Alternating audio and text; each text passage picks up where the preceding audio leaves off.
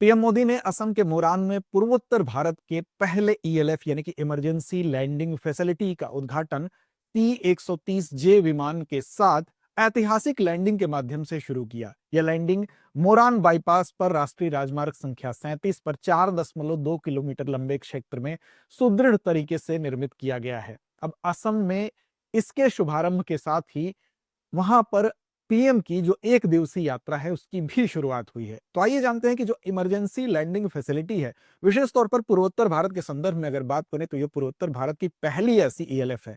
तो आइए जानते हैं कि ईएलएफ होती क्या है, भारत में इसकी शुरुआत कैसे हुई थी और साथ साथ इसका इंपॉर्टेंस क्या है। तो दरअसल खबर यही है हमारी कि पूर्वोत्तर का यह पहला इमरजेंसी लैंडिंग फैसिलिटी है, ईएलएफ है, इसलिए आपकी परीक्षा के लिए भी महत्वपूर्ण है। साथ साथ C-130J विमान जो है उससे ऐतिहासिक लैंडिंग पीएम ने की है।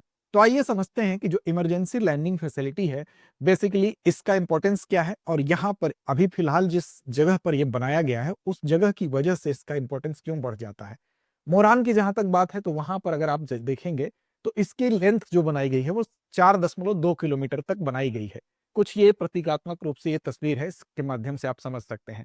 अब देखिए ये जिस जगह पर बनाया गया है वहां पर NH-37 है यानी कि नेशनल हाईवे है और 4.2 किलोमीटर का एरिया ऐसा बनाया गया है कि आपातकालीन स्थिति में उसको हवाई पट्टी के रूप में इस्तेमाल किया जा सके। उसको इस तरह से डिजाइन किया गया है, इस तरह से उसका निर्माण किया गया है। अब देखिए हवाई पट्टी के रूप में आप सामान्य रोड को इस्तेमाल करेंगे तो जो हमारे यान होते हैं चाहे फाइटर जेट्स होते हैं वो उनका वजन ज्यादा होता है, स्पीड बहुत तेज होती है। तो ऐसी दिशा में उस रोड को बर्दाश्त करना थोड़ा सा उसके लिए हमको ऐसी अवसंरचना डेवलप करनी पड़ती है जो मजबूत हो। तो रेगुलर एयरबेस की जब अनुपलब्धता होगी यानी जो हमारे रेगुलर एयरबेस होते हैं अगर वो किसी कारण से उपलब्ध नहीं है तो ऐसी दशा में जो इमरजेंसी सिचुएशन होती है वहां पर हम उसका विकल्प प्रस्तुत कर सके, इसलिए जो एनएच है उसको भारत में अगर आप देखेंगे तो भारतीय वायुसेना ने 12 ऐसी संख्या है, 12 नेशनल हाईवे को मंजूरी दी है आपात लैंडिंग एयर स्ट्रिप के रूप में। उसी क्रम में अगर पूर्वोत्तर भारत का देखें तो ये पहला है।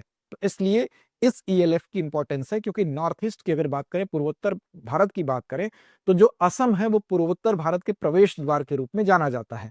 तो वहां पर इसकी उपस्थिति इसको विशेष बनाती है, इसके सामरिक महत्व को भी इंगित करती है।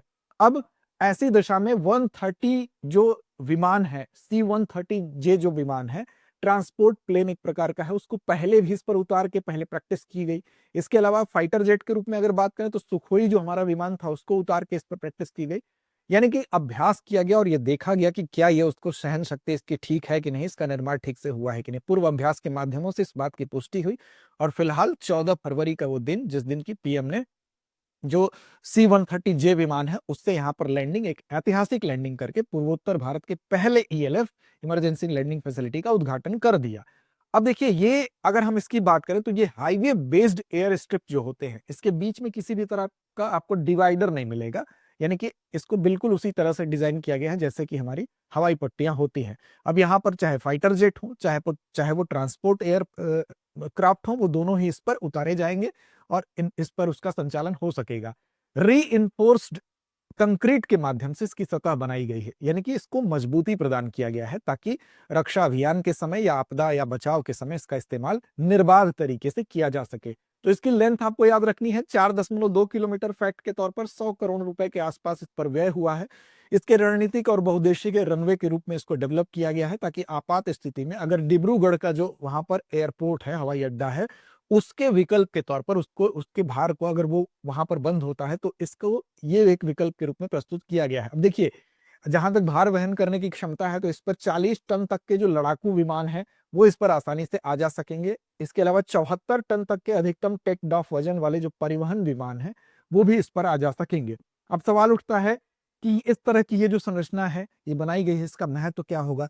लेकिन आपको बता दें कि जो 12 नेशनल हाईवे को आपात लैंडिंग एयर स्ट्रिप के रूप में मंजूरी मिली है भारतीय वायुसेना के द्वारा, उसमें सबसे पहली मंजूरी किसको मिली थी तो राजस्थान के बाड़मेर जिले में NH-925A पर गंधाव और वहां पर भाकासर के बीच में 3.5 किलोमीटर का जो एरिया था उसको डेवलप किया गया था। पहली बार वो जो ईएलएफ का कॉन्सेप्ट हम देखेंगे उद्घाटन हुआ वो वहीं पर हुआ 2021 में।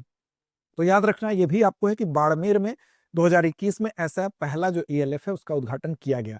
अब महत्व क्या है, महत्व यही है कि इसको बनाने का सामरिक और सुरक्षा महत्व भी है, आपदा प्रबंधन के क्षेत्र में भी एक पहल के रूप में इसको देखा जा सकता है, और अवसंरचना रणनीति, ये तीनों बातें क्या क्या है एक एक करके समझते हैं। तो देखिए, सामरिक और सुरक्षा महत्व का मतलब ये हुआ कि चूंकि पूर्वोत्तर में अगर देखें हम एंट्री करेंगे, जब भी प्रवेश करेंगे तो उसके प्रवेश द्वार के रूप में असम को देखा जाता है, और यहाँ पर चारों तरफ अगर आप देखेंगे तो हमारे जो भी पड़ोसी देश है उसमें, चाहे वो चीन हो, चाहे वो भूटान हो, बांग्लादेश हो या म्यांमार हो, उसकी सीमाएं यहाँ पर आसपास हमको दिखाई देती हैं। तो ये एक संवेदनशील क्षेत्र बनता है। अब वहां पर हमको अपनी पकड़ मजबूत रखने के लिए वहां पर इस संवेदनशील क्षेत्र में अगर कोई ऐसी आपात स्थिति आती है जब हमको त्वरित सैन्य कार्रवाई की जरूरत पड़ती है, तो ऐसी दिशा में वहां पर हमें विकल्प होना चाहिए, ताकि केवल एक दो हवाई अड्डों पर अगर हमारी निर्भरता होगी तो उसको अगर हमारा कोई भी शत्रु, जिस समय शत्रुता किसी भी देश से हो, उस वक्त अगर उसको डिस्ट्रॉय करता है तो हमारे पास विकल्प होने चाहिए, जिससे कि हम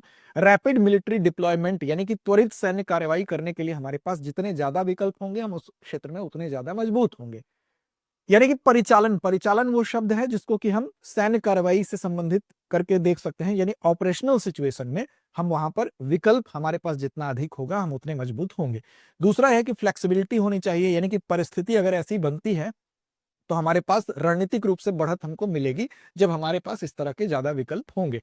तो पहला यही है कि अंतर्राष्ट्रीय सीमाओं से इसकी निकटता है, तो त्वरित सैन्य कार्रवाई के लिहाज से वायुसेना की परिचालन क्षमता में यानी ऑपरेशनल जो उसकी कैपेसिटी है वो बढ़ जाएगी। ये पहला इंपॉर्टेंस है। दूसरा ये है कि अगर कोई आपदा आती है, मान लीजिए बाढ़ आ गई, मान लीजिए भूकंप आ गया, और हम अपने नागरिकों को वहां पर सहायता पहुंचाना चाहते हैं, राहत सामग्री पहुंचाना चाहते हैं, तो आप ऐसी आपदा की सिचुएशन में, चाहे बाढ़ हो, भूकंप हो, राहत कार्यों में हमको मजबूती देने का काम भी ये करेगा।